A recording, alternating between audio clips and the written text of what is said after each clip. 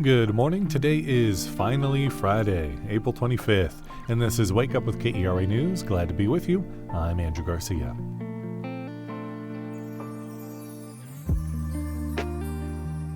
Gloomy skies are unfortunately continuing for our pleasant Friday morning. We could see some thunderstorms as well, though the sun will start to peek through this afternoon. Temperatures will reach the lower to mid-80s.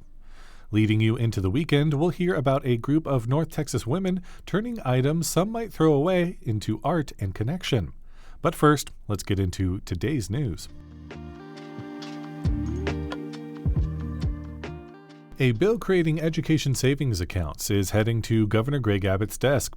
The Texas Senate agreed to the House's amended version of Senate Bill 2, which creates the $1 billion school voucher program. In a surprising turn of events, Lieutenant Governor Dan Patrick proposed the state Senate adopt the bill as is. SB 2 allows families to use taxpayer funds for private school tuition and other education expenses like textbooks, transportation, and tutoring.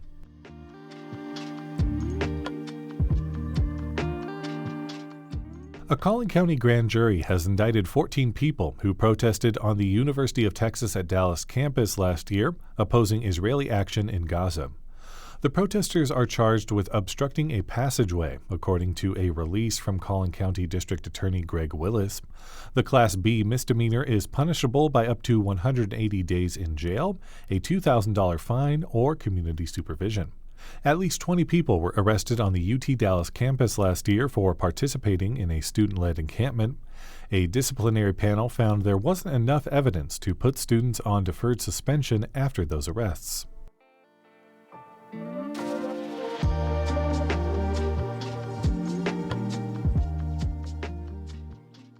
A crafty TikTok trend is taking over North Texas.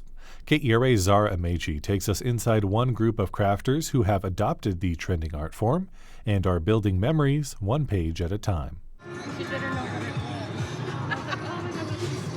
At Clyde Warren Park in downtown Dallas, there's always something to see. Food trucks, kids splashing in fountains, friends picnicking in the sun.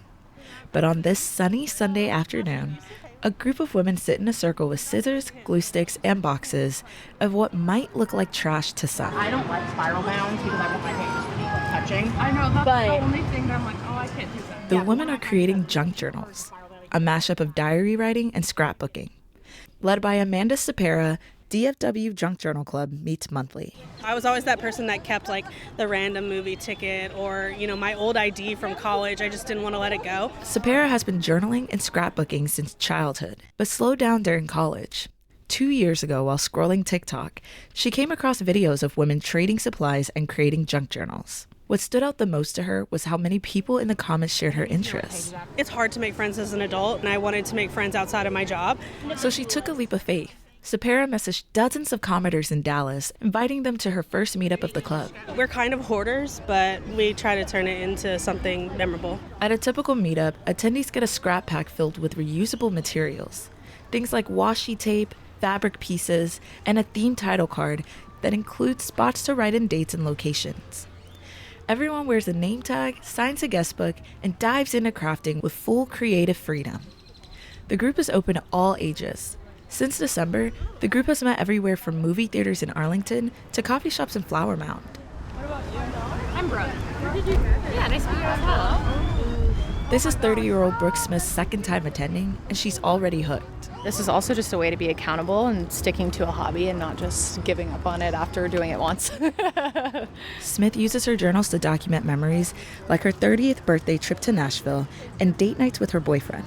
She creates collages on pages designed in a vintage art style. It's kind of a way to repurpose things that would otherwise be waste or maybe not even significant at all, like receipts or menus or photos that you don't know what to do with. It kind of gives them a purpose. Then, there are attendees like 61-year-old Judy Hendricks, who uses junk journaling as a form of therapy. Gratitude, likes, dislikes, a letter to myself to be written at the end of the year. Hendricks journals as part of her internal family systems therapy, a psychotherapy used for people living with dissociative identity disorder, where they address their different personalities. The other day I was struggling a little bit, so it helps me to communicate with my therapist as well. like a box cutter, but a carrot. Yeah. Okay. But you can It's clear junk journaling is more than just art for these women. Here's Sapara again. But it can also be a form of your expression, whether it's therapy or your emotional feelings, because if you're going to therapy and writing about all of your stages of growth, eventually you're going to be able to look back on that and see how much you've changed. Sapara is happy the club has brought people together. I did not know any of these people before we started our club together, and now I have many, many friends. Friends that'll fill the pages of future journals. For KERA News, I'm Zara Mechi. She could just, With an arrow. put her in the bag.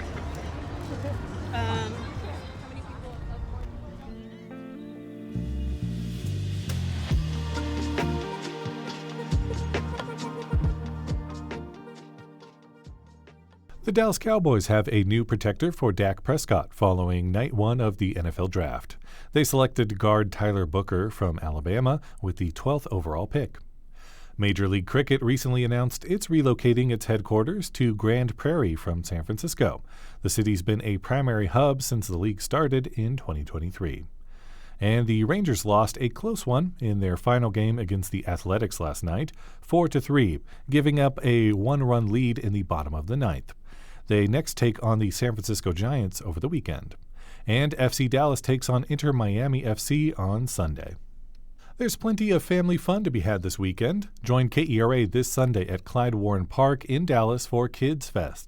Kiddos will get to meet their favorite PBS characters and participate in plenty of hands-on activities. Find more information and other fun things to do at kera.org/calendar.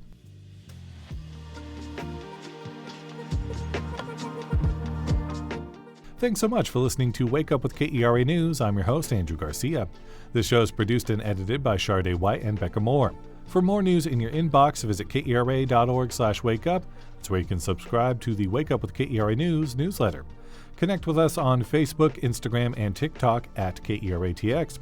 Have a great weekend, and we'll see you on Monday.